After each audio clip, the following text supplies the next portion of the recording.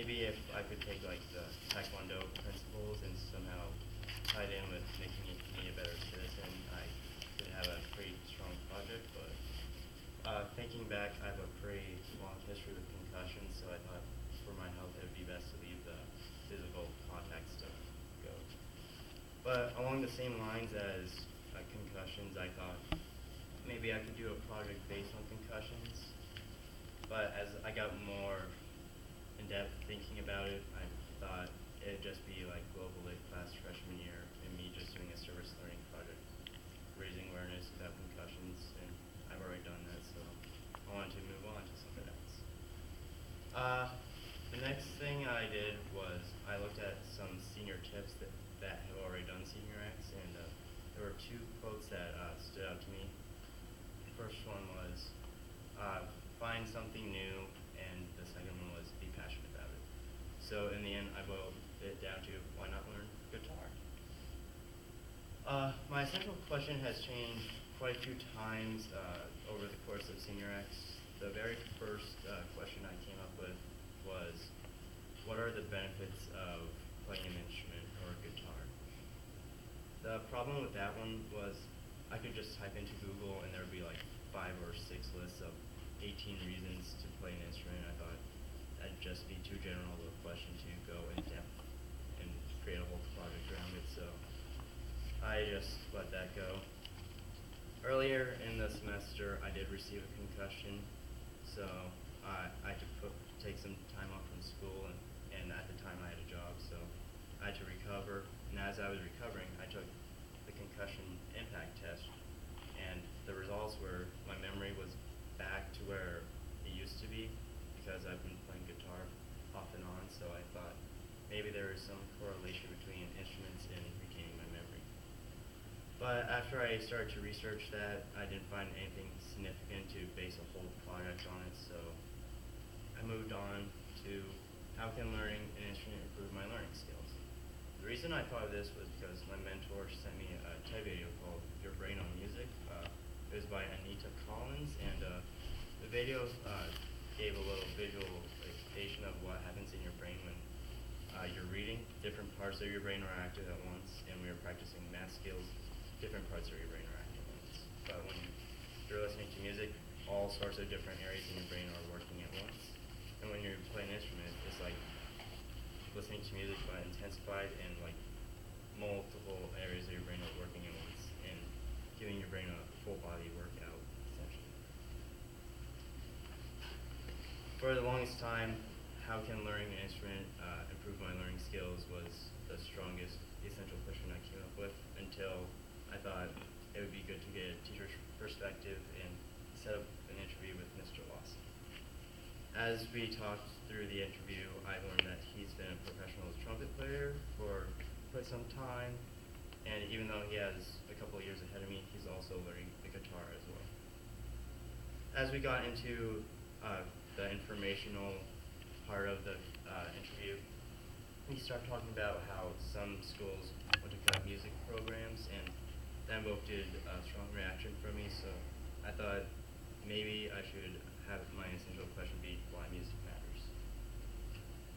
My mentor for my Senior X project is Wesley Asiden. She works with students who have special needs down by in the gymnasium red tile area.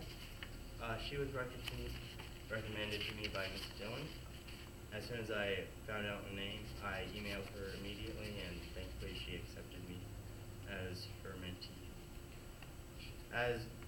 When we first met, we talked about what instruments she played, and I learned not only does she play and teaches guitar, she also plays the ukulele and teaches that as well. So I thought it was pretty interesting and cool to have like a guitar and a ukulele. I just felt like it was nice to have some diversity musically. And I also learned that she has helped other students with their Senior X education, and that has proven to be very beneficial to me while going through this process. The major challenges I've had with this project is, again, the concussion I received earlier this year. I had missed some time from school, and I missed time from work, so I had to put music on hold for now, or for them, because I had to catch up with schoolwork and at the same time maintain my job. One major difficulty I still have is keeping rhythm because just hitting multiple strokes of a string just seems impossible for me right now, but eventually I'll get it. And the next thing I have difficulty with is transitioning from one chord into another. Chord is basically two or more notes combined in a strum motion, and just doing that while trying to keep rhythm is still just impossible to me to grasp. Some of the minor challenges I had was using a pick. When I first started out, I just used my fingers, and when I was using my fingers, I was so attuned to the guitar and the distance between the strings in my hands. When I used a pick, just that little distance threw me off, so I had to readjust myself. The next thing was the up strum. The down strum was easier because you just hold your pick at a high angle and strum down, but going up, it was the exact opposite, and I just could not do it for the life of me. The last minor challenge was the B minor bar chord. I learned from some friends and some people I know that bar chords are pretty hard chord to master, so I thought it'd be a good one to get under my belt, so I chose the B minor bar chord because it just happens to be the first one I saw. And that graph shows the shape of the bar chord.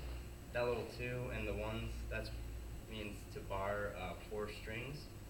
And you would put your index finger on 4 of the strings, and with the 2 dot, or the 2 dot, you would put your middle finger on the 2nd string. The 3rd finger is your ring finger, that would go on the 4th string, and the 4th finger would go on the 3rd string.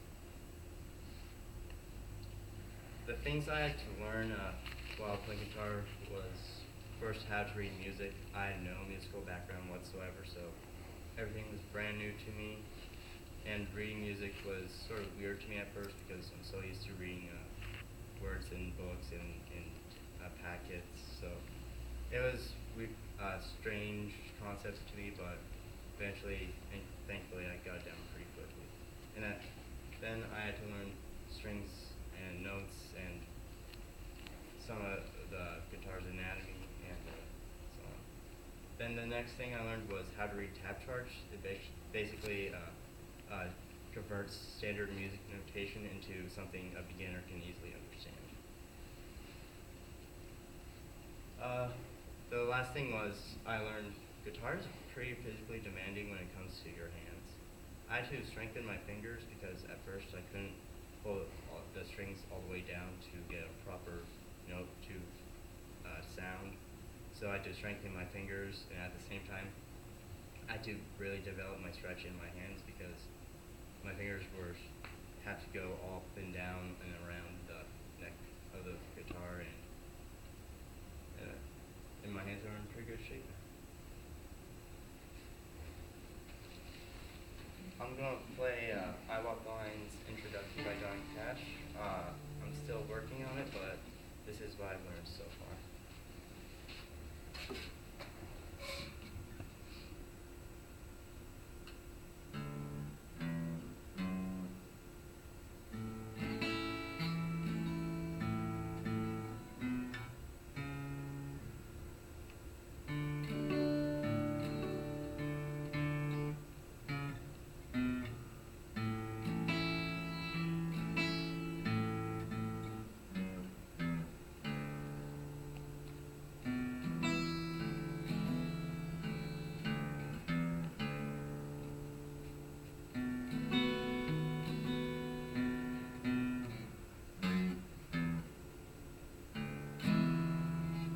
That's all I learned.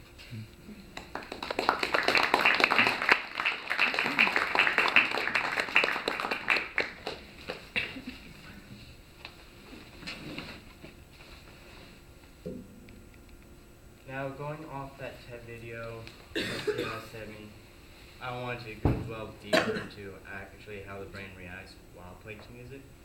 So the first thing I learned from the TED video was when you're listening to music, there's all sorts of different elements to a song, like melody, rhythm, guitars, vocals, etc.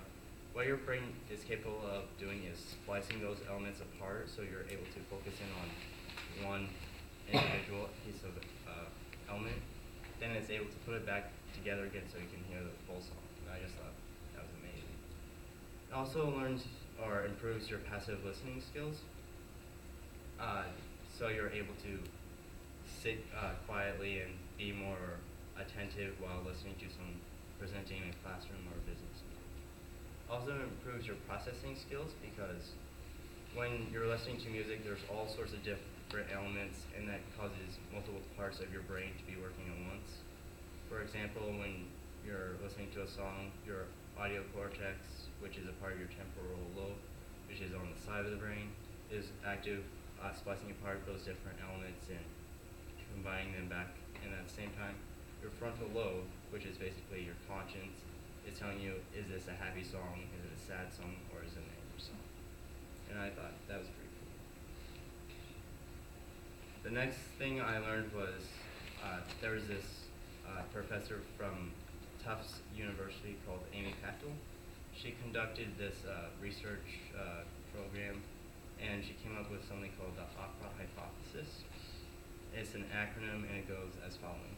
O is for overlap, P is for precision, E is for emotion, R is for repetition, and A is for attention. The article I read didn't pay too much attention to the last three as much as it did for overlap and precision. Basically what overlap does is it connects multiple networks of the brain from the audio cortex, from your temporal lobe, to your frontal lobe, to your parental lobe, and all those work at the same time while you're playing music. And for precision, you gotta have a high level of precision to be able to understand what you're listening to and what you're playing. And because of that higher demand of precision, it helps with your pattern recognition more than reading could, because there's so many different sounds in music that you have to have a higher demand from your brain to be able to process information. It also improves your executive functioning. This is the way the article put it. Being able to switch tasks and have a good, strong working memory. And there was this one test that Amy Pachtel did.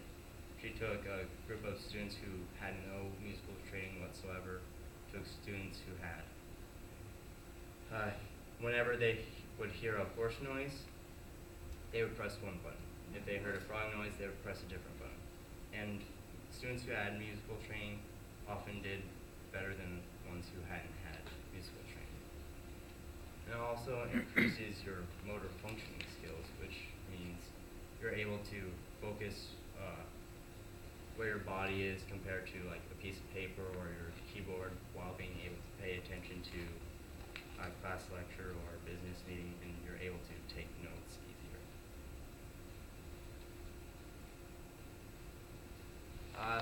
So why does all this matter? Based on some of the articles I read, I came to a conclusion that students who have musical experience tend to do better in school because there's so many different skills you learn from playing music, such as being able to have a strong memory, being able to recognize patterns, and just being able to switch tasks and bringing that into the classroom can be really beneficial. Yeah. As well as being academically beneficial, it can be emotionally and mentally beneficial because it's a good stress reliever, and it's good for you better later on in life because the things you learn from playing an instrument and learn from music, they carry over with you later in life much stronger than anything you learn from reading or music or math. So, back to why music matters. It helps with, there's always something new you can learn, like when you master one song, there's always something else with different rhythm pattern, different chord, different notes, and you're always learning something new. Also, exercises your mind quite exponentially because all those different areas of your brain are working at once at a high level, so with all that high level demand, your body will grow much, your mind will grow much more. It also helps with memory because you're doing so much memory work with memorizing notes, name of chords, name of songs, and just remembering how a strong pattern is. And it also aids your learning process because of all the skills you learn while playing an instrument, like passive listening and being able to memorize much more. Why music matters to me? It has helped me with my memory because I feel like I'm back to what I used to be before I had any concussions, because I've been working on a lot of memorization, a lot of different skills. I feel like it had made me a better student because recently I've earned Student of the Month for December, and I owe it to music because I've been working on so many different skills that other classes haven't been really able to help me enhance as much as an instrument has. It's also been a pretty good stress reliever because just playing it just really calms me down, and being able to create something beautiful just really fills me up with joy. And it's also a lifelong skill because even if you learn like 50 songs, there's like thousands more you can learn, and thousands of different patterns and rhythms yet to learn. So it's like a good lifelong skill to have. So after this, I'm going to be going off to Chicago to live with my dad because I'm completing school early. I'm going to be leaving at the end of the month. And as far as college goes, I don't know what I'm going to do. So I'm going to wait. Might take a gap year just so I can understand what I want to do. As far as guitar goes, I'm going to completely continue it because even though it was really frustrating most of the time, I loved every second of it. I would like to thank Wesley Asiden for being my mentor. I would like to thank Ms. Stone for keeping an eye over my shoulder, make sure I was doing what I was doing.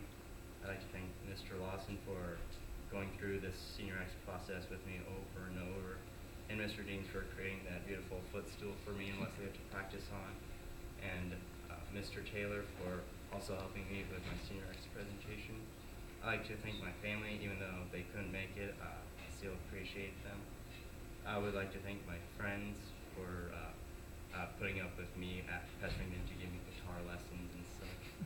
And I'd like to thank the MDIEF grant committee for giving me a grant.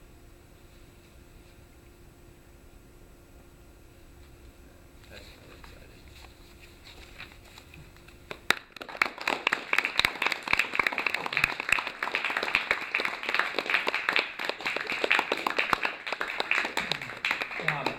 At this time, I would invite any of the panelists to first ask some questions of Jacob, and then if we're done as panelists and there's time remaining, the audience feel free to ask a question or two.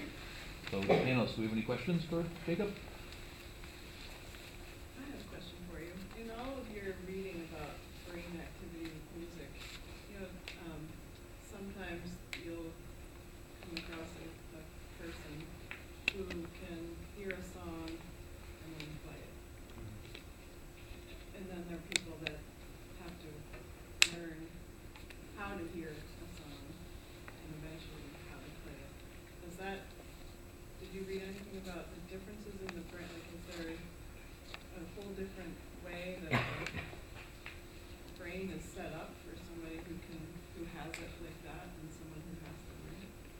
Honestly, I haven't read anything about that across my research, but I think it's just based on how your genetics and just how your brain is set up, because I know there are some people who can there's like little waves when you're reading a piece of music, and people can just follow the waves and they'll know exactly what note to hit, while they can't even really identify what note to play on if they actually try to take time to read it. So I think it really depends on the way their brain is set up and their genetics.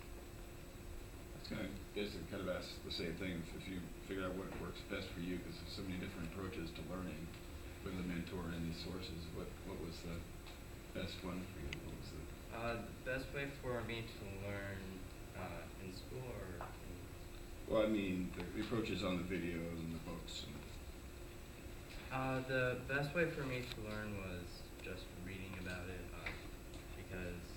and taking notes, because I feel the more engaged I am with learning something, the more I get out of it.